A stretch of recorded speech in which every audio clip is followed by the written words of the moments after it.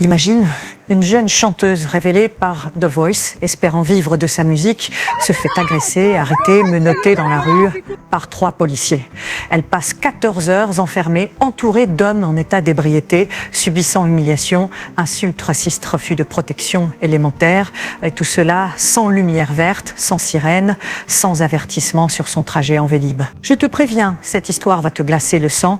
En 2022, Ila, jeune chanteuse originaire de Vendée, se fait remarquer dans The Voice, sous les ailes de Vianney. Quelques mois plus tard, rien ne l'a destinée à ça. De retour chez elle à Paris, sur un Vélib, elle croise une voiture de police silencieuse. Elle respecte la priorité. Tout change en un éclair. 3 hommes policiers, pas d'alerte, pas de justification. Son état, choqué. Son terrain, une cellule de garde à vue avec des hommes complètement droguée et bourrée. Et 14 heures à survivre dans cet enfer. Tu imagines la suite. Elle roule à Vélib, sûrement heureuse après un entraînement, un enregistrement. Elle est loin d'imaginer ce qui l'attend. Pas de sirène, pas de gyrophare. Elle poursuit sa route. Et bam, la voiture s'arrête. 3 policiers sortent. Tout bascule. On lui arrache son téléphone. Tu n'appelleras personne. Son vélo est jeté. Son corps agrippé, violenté. Menottée si fort qu'elle aura des bleus, vicieusement jetée à l'arrière de la voiture, entourée par 3 policiers armés. Et là, le temps s'arrête. Comment continuer quand tu ignores ce que 5 minutes vont te réserver? Elle arrive au commissariat, épuisée, terrorisée. Miracle, une policière outragée s'approche.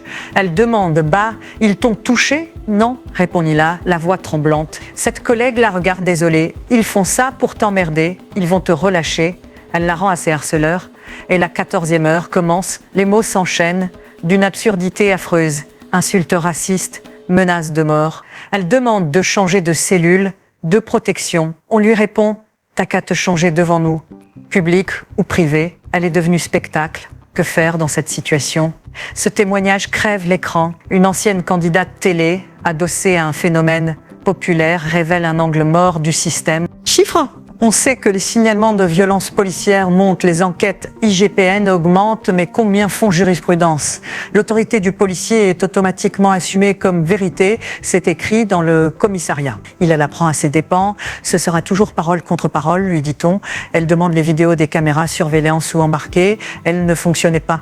C'est une faille institutionnelle gravissime. On préfère fermer le rideau que se confronter aux évidences. Géopolitique, le sentiment d'insécurité que nous ressentons va aussi aux forces de l'ordre. Et ça, c'est le terreau de la rupture de confiance collective. Et là, se pose la question, comment réécrire le pacte républicain quand ceux qui sont censés protéger deviennent dangereux?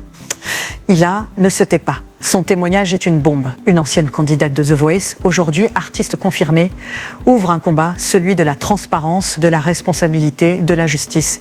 Et elle veut que ça fasse jurisprudence. Elle ne veut plus qu'on banalise les paroles des victimes face au pouvoir institutionnel, mais face à un dispositif répressif, opaque. Un commissaire qui garantit que, sans preuve, c'est leur parole contre la sienne.